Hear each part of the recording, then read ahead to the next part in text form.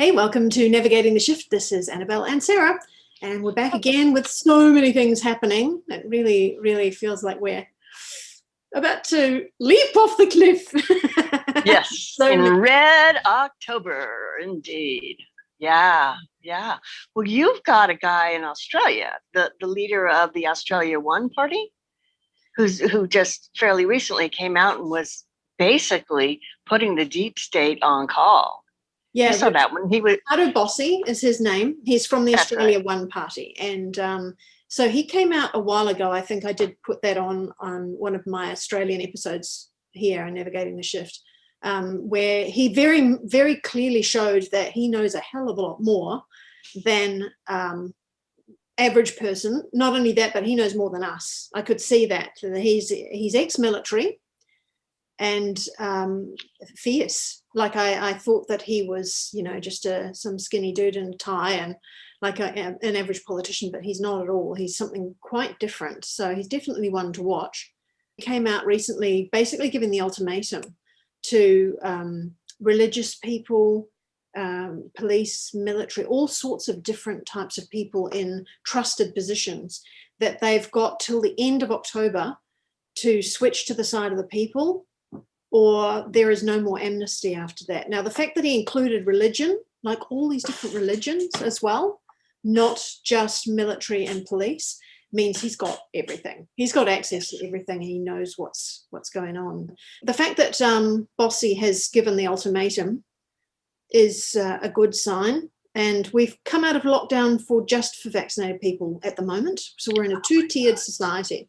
So someone like me cannot go to restaurants, can't get into non-essential shops, I don't think. I'll have to double check. I just give up on the rules. I've just been basically staying locked down, and people that have gone into the city and seen the businesses that are open are saying it's just as quiet as it was before. Like nobody's going in. So my view is that on our televisions, the Premier was saying we'll get to this stage of lockdown where, the vaccinated people can come out if we get to 70% vax, right? And once we get to 80% vax, double vax, then everybody can come out, which we expect will be around the 1st of December. And I'm thinking, well, you don't know that. But also I'm watching social media because they're more than happy to promote anybody who goes, I just got my sticky plaster, look at me, with their big mask on or their little circle around their face, and because they are always promoting that, it's quite useful as a gauge to see, well, how many are doing it at the moment and how many are not. And maybe a month ago, those stopped happening. Like I'd be surprised if I see one a week. They're not going up. And yet on the television, they're going there. The numbers are going up, oh, well, we can come out now. I think the whole thing is fabricated. It's bollocks. They have to stop doing this. They have to allow these businesses to work. Well, if at this point, more than half of your population is not jabbed, then they're not going into restaurants or businesses, right? So yeah. It's horrible. God, they're crazy. Well, Mira's like, hey, we're going to the restaurant. Bark, bark. Okay, move on. The good news is a whole lot of information coming from different people. My intuitive information was the end of October, like the last week of October is when we're really going to start seeing the media flip, and it'll be the end of the insanity, the beginning of the end. A couple of other intuitives I've seen have gotten the same information. There's something happening at the end. Astrologically, it makes sense. We've had Saturn, Jupiter, Pluto, and Mercury in retrograde. And Jupiter went forward on the 10th or the 11th. Saturn is going forward in a couple of days. Pluto's going forward. Mercury is out of retrograde, I think, on the 16th. They all have a little shadow period. But basically that means now we get some forward motion. These retrogrades is how I feel it. So that's apparent reverse motion in the sky, just from the Earth's point of view. And during those periods, it's like stall, go back, do it again, right? It's internalized. So once they move in forward direction, then it starts to become externalized. So that's speaking to it as well. Now, Cliff High is an interesting fellow. He's really, really smart and kind of edgy as far as not warm and soft and fuzzy kind of guy. That's a nice way to put it. Yeah. And he tends to have kind of a negative point of view. He doesn't have that optimism that you and I feel and all of us feel. If you didn't, you wouldn't be watching this. So, at any rate, he has a system where he figured out that for ahead of time, he has software that tracks specific words and the frequency of their usage. And it's like predicting what's to come. And he's been very successful at that. And his tweet, I'll read it to you. The next big emotional period, meaning the period in which he sees high emotion, and the word is October 24th through 28th.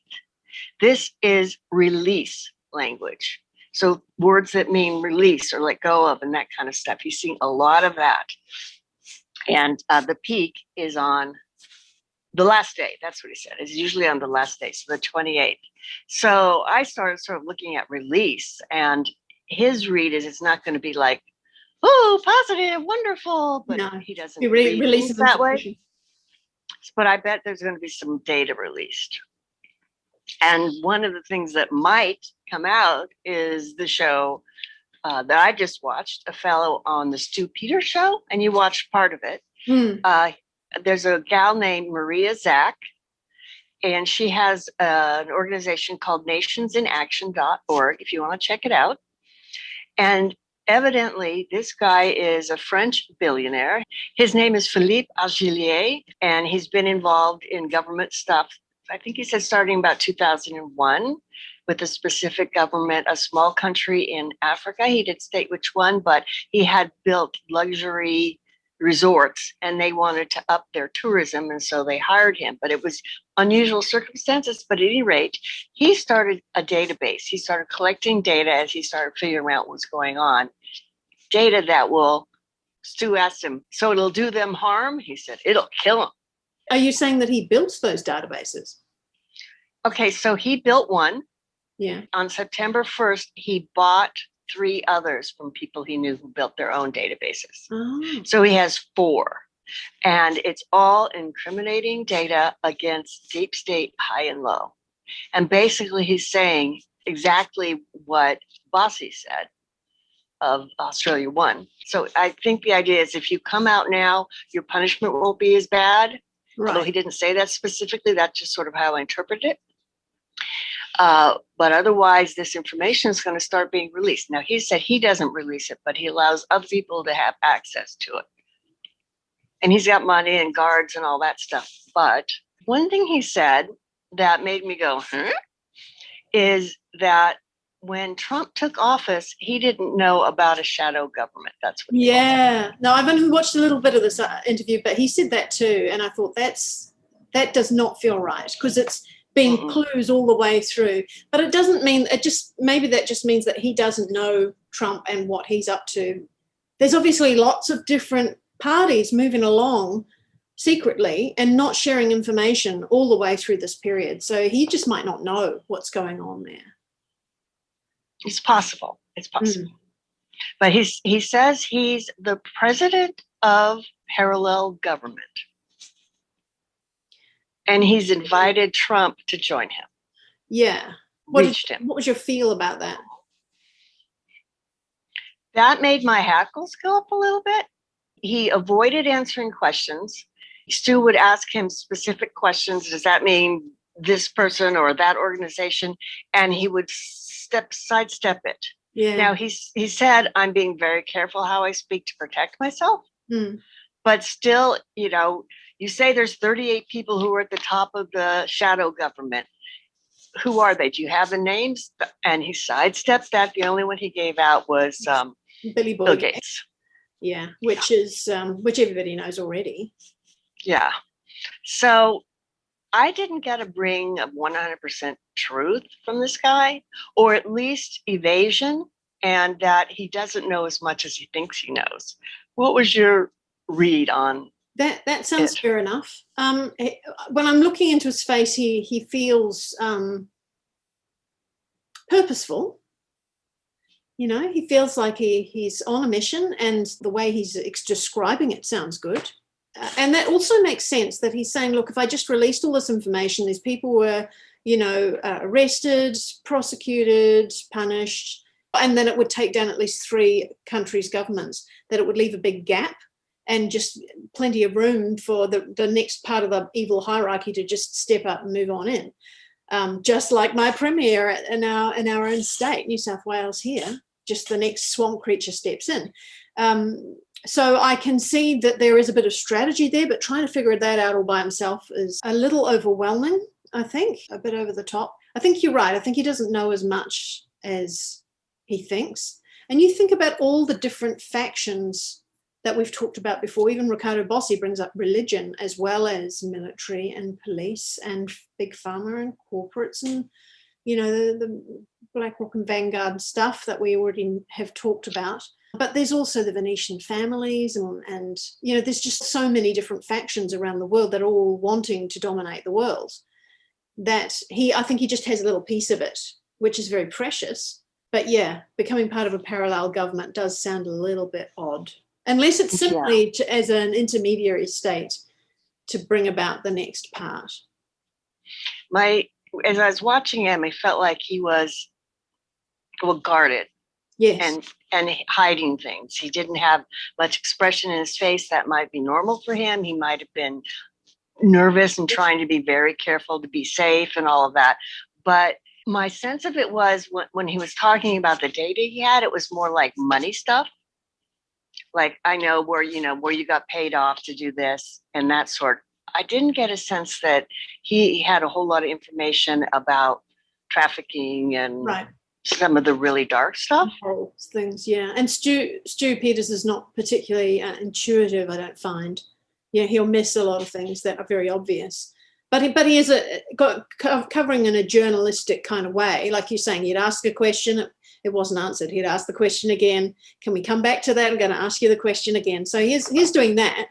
I was looking back through just very quickly into the search engines because I didn't have much time before we recorded today. He's not in the news anywhere. Now, whether that was deliberately scrubbed or not, I'm not sure. The only thing I can find is this image from 2008 with the Black Eyed Peas singer and setting up a foundation. Now, you don't get to be Black Eyed Peas unless you're in the club. One of the things he said, and you can see Trump with all those kinds of people too. When you're in that rich person crowd, you mingle with those them. People come and hang out with you. But he did say that Michael Jackson, this was during the time when he had all the legal trouble, reached out to him and asked to speak to him because he wanted to do good for the world, for the children. And he was like, I'm not touching this guy. But Michael persisted and finally said, okay, give him my phone number. And he was called and he had his family and Michael's family, and they all met. He was in Las Vegas for his daughter's birthday. I can't remember what the details were, but at any rate, they all met there. And Michael was saying, specifically, he said, or what Philippe said, he said, is that he wants to have a legacy of helping people, taking care of children, for his children to carry on because they're going to murder him.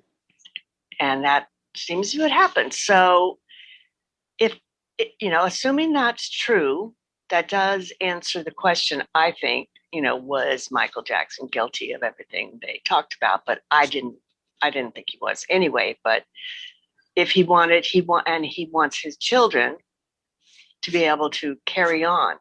So I'm not sure exactly what they're going to do, but evidently that got set up so these kids can continue to do work. So it sounds like they know what's going on. And if he approached this guy, that's a good sign.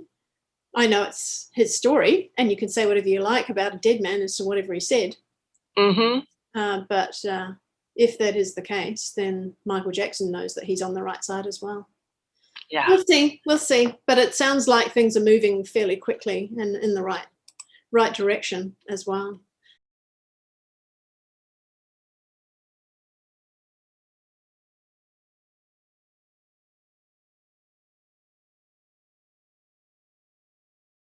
But it makes it harder Yeah, I've said this before. It's like you've been on a long road trip and you really got to pee. And then you get off the freeway at your exit and it starts to ramp up because you know you're going to get home pretty soon.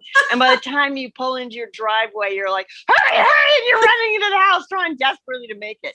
Whereas if your house had been another 30 minutes away, that wouldn't happen. It's like, hurry, hurry, hurry, I'm not going to make it at this point. Yeah. So everybody, don't piss your pants. It's coming. Yeah, pretty much. Coming back to Australia as well. So we've had this big court case going that I was explaining last week, and the decision has been made, and it's going to be hopefully live streamed at 4 p.m. on Friday. There's so much stuff going on. Remind people what this court case is about. Oh, so the court case is a class action case in the Supreme Court of New South Wales. It is a group of lawyers, AFL lawyers, and it's versus the health minister for our state. And the charge was that he was overreaching his powers because he's going beyond federal law, constitutional law, international criminal law, basic civil human rights and all this kind of stuff. So whatever the decision is on Friday might mean that all mandates disappear. That's a possibility. And the court case as it ran wasn't very long. It was about four days because a massive amount of information had been read before. There had been expert witnesses putting in affidavits. And so that was all just read by the judge before we even started the case. So the lawyer every now and then would refer to some information, a lot of it, lots and lots of information. So they're all sitting there with like piles of, these big folders, like, and get to the next one. And they're just running evidence that we didn't have to listen to. It would have been handy for the public, though the public would have judged immediately that this whole thing is bollocks if they had heard that evidence. So yeah, you see what I mean? If they could put it out and redact people's names, just that information would be great for people to be able to access. Maybe it will. Yeah, that's right. But maybe they won't care once all the mandates are gone. God. we just want our life back. Please, Jesus. So that's on the way. Meanwhile, down in Victoria, that's the worst state that's always been in lockdown all this time.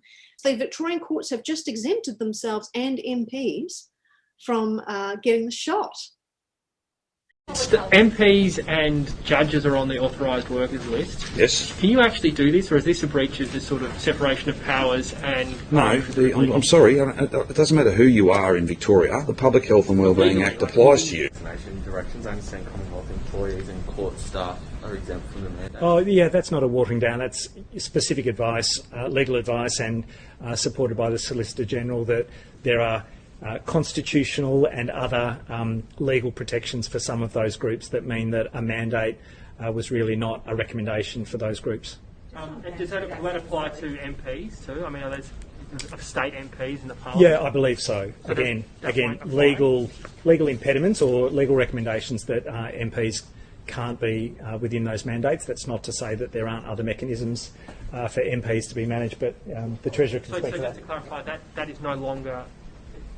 MPs are no longer part of the public health order. No, MPs have not been. So now the courts are coming out saying, just the MPs and the judges and the courts, they're not covered by the mandate because there's this sort of legal blah, blah, blah, blah, blah, like a real tap dance. So that's going to go down well with people. God. One more quick thing here is interesting. I found on Yahoo News that the world leaders have got together and agreed to a global corporate tax rate. Now, it's only 90% of the world leaders, which is not ideal, 136 countries. That means there are still loopholes. But one person that had put this up on social media says, oh, God, they're just looking after themselves because the tax rate is 15%. Isn't that disgraceful? And I said, well, just hang on a minute now. Let's just have a look at this, because currently the biggest companies in the world, we're talking about big tech, and the media companies and, the biggest companies, they know how to ship their money around all over the place and pay nothing at all. So perhaps if everybody was paying 15%, that's all we'd actually need to, cover all the infrastructure of each country. And also, if they know that there's nowhere to slip and slide it elsewhere, they'll leave it in that country and pay their tax. Right. It's not going to be different in any other country.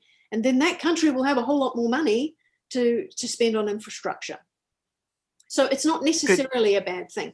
I'm just only concerned about the fact that it's 90% of world leaders. That means there are still some loopholes there that need to be. Oh dear. Well, I've got a little list here of employers not requiring their employees to get vaccinated. And it's the White House, the CDC, the FDA, the WHO, Moderna, Pfizer, and Johnson & Johnson. Hello. Maybe, I don't know if anybody's seen this, but I'll just do it this way. Can you see the red is healthy, normal blood, and the black is once you've gotten the jabby jab. Oh my God. That is crazy. We had a talkback, radio talkback program, and someone just took a little snippet from it. The video's only a couple of minutes long, but it's a nurse from Melbourne in Victoria who rang in. You there, Mark? Oh, yeah, good afternoon. Thanks for taking my call. I just wanted to share with you a little bit of insight. I'm a nurse in a Melbourne emergency department, and I'm not going to name which hospital it's at, but it's been pretty well covered that emergency departments are under, some pretty trying times at the moment, and that is true. But what's not being talked about at the moment is, at the moment in the hospital I work at, we're getting about probably 20 patients an hour fronting up to emergency. And what they're here for is they've been recently vaccinated. They're experiencing a few side effects like chest pains and so on. And, and they're concerned, and it's putting a lot of pressure on us to deal with actual, severe cases. Now, what we've been doing is setting up, sort of mass triaging, where we might have 6 or 7 nurses triaging at once. We do a quick ECG test, blood pressures, temperatures, that sort of thing, just to establish a few quick facts. We'll then give the patient the option to see a doctor, or if they're comfortable with their ECG results, they're free to go on their way. But the more and more people that are getting vaccinated, the more pressure it's putting us under. And, it's a sensitive subject. We're not really meant to talk about this. Well, it's difficult to know what the alternative, Mark, because you don't want to tell people not to present at the emergency department if they're unwell. But I guess if I'm reading you correctly, it's just perhaps only present if it is an actual emergency. Oh gosh, I feel you don't want people to, people are not good judges of whether they are needing medical treatment or not. Your GP would always be the first step if you don't feel sick enough that you need to call an ambulance. Mark, thank you. Appreciate your call. Let's check news headlines now. Jordan. She was desperately trying to get away from that subject. 20 people an hour. Wow. There doesn't seem to be enough studies that we have seen so far as to what's in it, but of the ones that I have seen, it's extremely varied as to what is in the contents, which means it does feel like some batches are just saline solution, and others are not so good. And I was watching one yesterday of a guy who is Russian and not very good at presenting, which means he's probably a real scientist. But he had looked right under the microscope as to what was in the serum, not what the blood looked like afterwards, but what was inside it. Some of the samples were straight up saline, and others had curious things within them, like a tripod, but with these long floaty bits out the bottom like tentacles. And he said they were made of bromium, aluminium, and carbon, and they seemed to be assembling themselves. But they were not active. They were not like they were waiting for an action. So that's why he was going, is it that they're waiting for a signal? So we're going, okay, does that mean 5G? What are they waiting for? Or is it that they wait to be turned on remotely or something like that? But I'm thinking, well, look, if you're looking back to those basic chemicals, aluminium, bromium, and carbon, we are carbon-based anyway. But usually when you want to get rid of metals, you're using things like chlorine dioxide and DMSO, and the basic things that we already know about. Is it possible to break those down in your body if you do a proper detox following the correct protocols? I know the media have put out really bad stuff about these products, and we haven't heard much about them for quite a long time, which is great. Yeah, that's true. Yeah, that if you use these products, you may find it'll break down those metals and expel them, and that will be the end of it. Because if you think about how, what's the guy's name? Van Groot or something like that. I'll put it up on the screen. He is the German guy that originally talked about the spike protein and how it outperforms our own natural immunity. He was one of the expert witnesses in our Supreme Court case, the one that we're waiting for the decision on. And by the way, that has 800 cases attached to it. So whatever the outcome is for that affects 800 other cases automatically. But he was also very dire in his predictions and saying, everybody's going to die. And I thought, well, you know, people said that about HIV and AIDS as well. And now, from personal experience, I was running a dance company at the time that was the height of that problem. Half of our members died.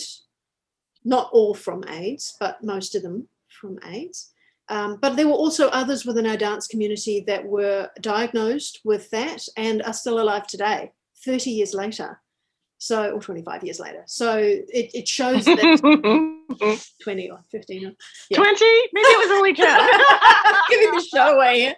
That it shows that you can resolve these issues, even if the doctors say it's the end, you're screwed, you know. That there's always a way to resolve these. There's always a solution to every problem. I've always believed that. So for your friends and family, or even if you have had your shot and you're kind of worrying about it, I've got people on social media at the moment that are going, I feel like I've been poisoned. This is horrifying. What do? I never feel good. I'm going, so there will be something. There'll be a solution. Hang in there. There's a gal that I saw on Twitter, a Telegram account, and she's teaching people how to use Medbeds. And she said she goes astral traveling up and is getting her training and then is passing it along. They're working on them now, and that, God, what did she say? I think the beginning of 2022 is when these are going to start coming out. And it's, you know, she's like, you get in here, it scans your body, it gets your soul's blueprint for the genetics and your body and the shape of your body, and it uses plasma and just fixes whatever doesn't match that blueprint. So it takes your body to your soul's blueprint. And even if you have a missing limb for whatever reason or a missing organ, if that's in the blueprint, it's replaced. So if it can do that, it can get rid of a few little metals.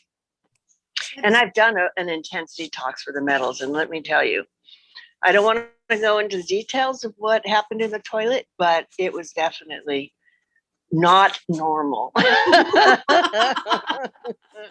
Very dark, black, metallic stuff. Yes, yeah. I had another friend who said that she could see the strings, not really long, but pieces of black string as well. She could see that.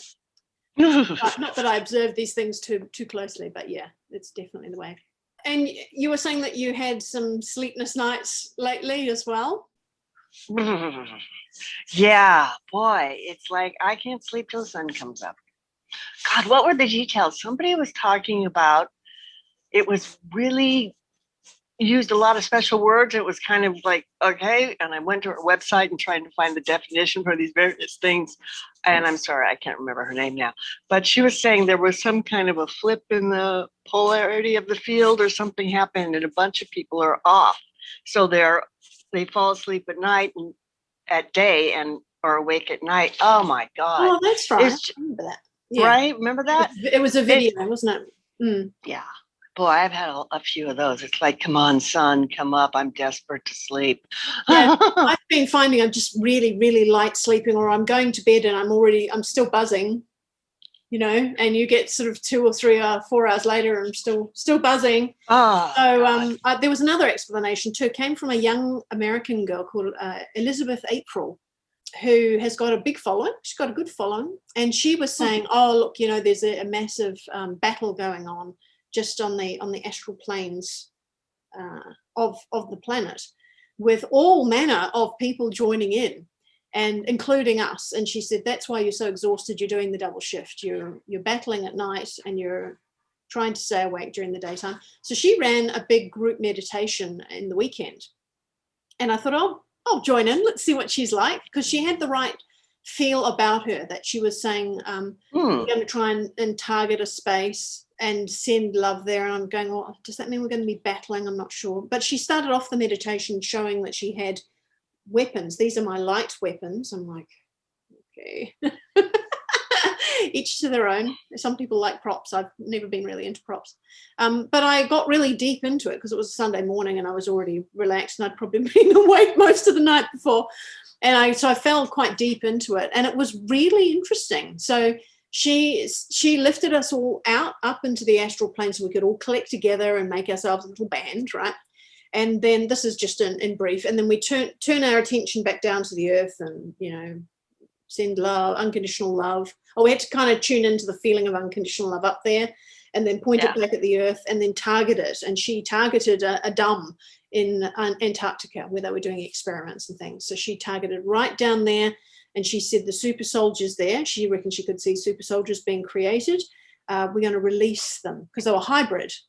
So they were never going to quite fit in. So she said, you're released, you're free to go. You don't have to go through these terrible experiments anymore. You're free to leave. Where will they go? Flatlining off the planet and sending bright light down into that space so that the people that are working in there can make the choice to either lift or leave, lift with the frequency or leave. And so as I was going through this, I sort of try and let go and not just straight up follow her guidance, but see what else is going on with me at the same time. And I found that when we were up in the astral plane and we turned and looked down and we're pointing our energy down there, it felt like how you're unlimited. When you're in that twilight zone, there is no limitation and there's no ego involved, but it's amazing what you can achieve. And I could feel like I was creating this massive highway. And I was thinking, is it a motorway? Which is what we call it in Australia. No, it's definitely a highway of light, a massive, wide thing pointing down at that direction, and that all these other entities that had been part of the battle were like traveling down it. Pretty cool. Traveling down into that space. And then now the entities that have been part of the battle, you're talking about on our side or their side? On our side. Okay. So they couldn't travel on it otherwise. And then she was still at the point where she was sort of targeting not just the earth, but down into that one particular dam. And I found that I turned my back on that and I was shining the opposite direction to sort of watch their back. I was watching the flank. So I was like, wow, that's pretty cool. That's pretty interesting. But there's no limit as to what you can achieve when you're doing that. You don't go, I better just look after these 10 people, or, it's just, quite amazing. Right. And once we'd finished in that, cleaning up that dump, then got us to find somebody on the planet that we could give a big unconditional love hug to. It's not necessarily someone just target who needs it the most and give them a hug, no matter where they're from or what they've done in the past. So it kind of, I'm circling back, to our opening conversation about this French billionaire, saying it's not necessarily about battling these people and, kill them all.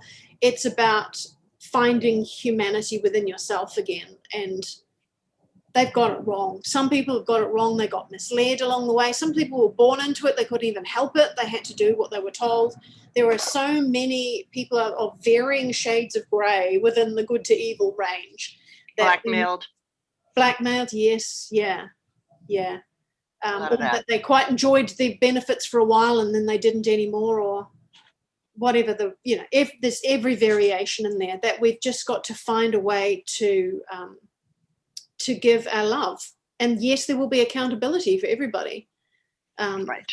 But so many of them that we can't just go and kill them all, because, then their children will seek revenge. I mean, you've just got to find a way around this that's not all violent.